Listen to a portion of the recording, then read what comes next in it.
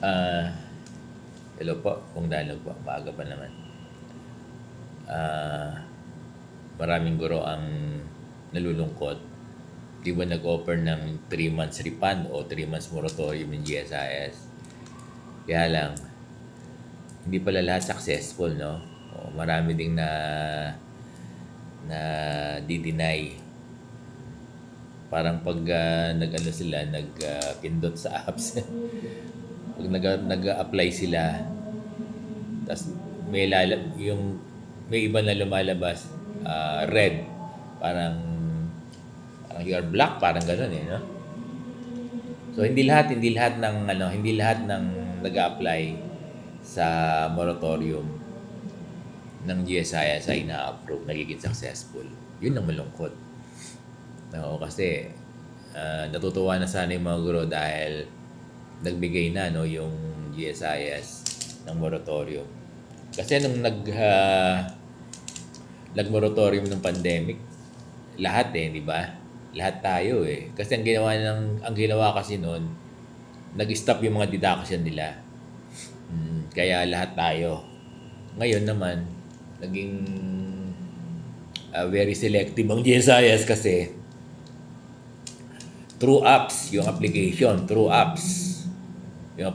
ng refund moratorium, no? Sa GSIS.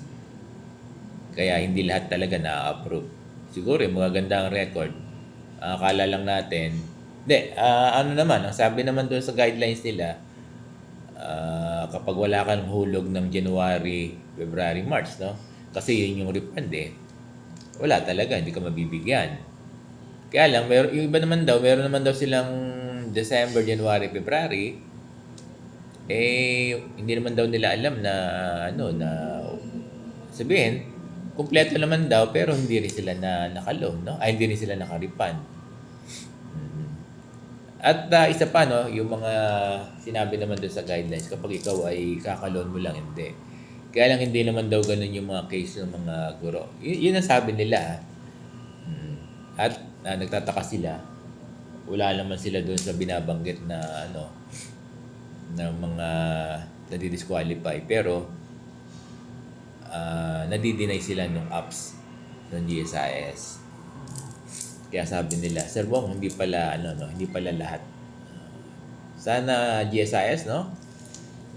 Sana gawin niyo na lang lahat. Basta member. So, total member naman eh. No? Ang GSIS na mag-adjust. Sana po, dear GSIS, kung konting problema lang, sana lahat na ng member. Wala nang sabihin dito, wala nang kondisyon. No?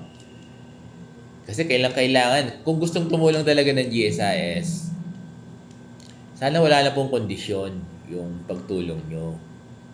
Basta member, dapat maka-avail sana ng 3 months na moratorium. Besides, yung mga teachers naman, kahit nadidelay, nagbabayad naman yan sila. Kasi hindi naman nila kasalanan actually. Kasi ang naguhulog po, yung kumpanya naman. Di ba? Ang naguhulog, hindi naman sila. Wala namang guro na naguhulog over the counter, di ba? Kaya kung sinasabi ng GSI, nadidelay yung guro, hindi nila kasalanan yun. Kasi ang naguhulog ng mga monthly contribution nila, monthly amortization nila, ay yung kanilang school, yung kanilang division. Hindi nila kasalanan. So, ang sinasabi natin sa GSIS, sana po maging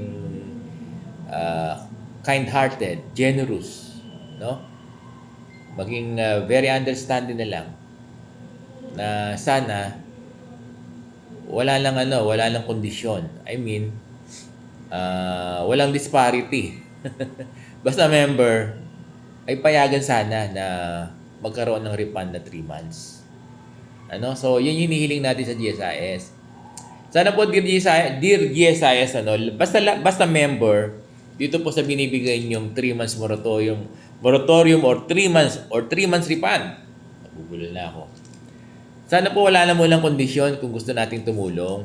Basta member na magusto, sana maging yung apps na maging friendly. Oo. Hindi na kailangan dapat may hulog ka nung 3 buwan na sinasabi nyo. Dapat hindi ka nag-loan ka, sabihin wala kang, hindi pa fresh yung loan mo. Parang gano'n, ano? Sana kahit na nag-loan na, kung gusto pa rin niyang mag-avail ng refund, sana po ay bigyan. So, Dear GSIS, kung gusto po sana natin tumulong sa ating mga guro, di ba? Sana wala nang kondisyon. Lahat ay pwede. Kahit sa serbong, no? Lahat po sana ay po pwede. Dahil yan yung sandigan ng mga empleyado. Bagay, hindi lang naman mga guro, di ba? Lahat ng empleyado ng gobyerno ay po pwede rito sa ginagawang 3 months moratorium or 3 months refund na binibigay ng GSIS. Dear GSIS, sana po wala nang kondisyon, basta member ay payagan.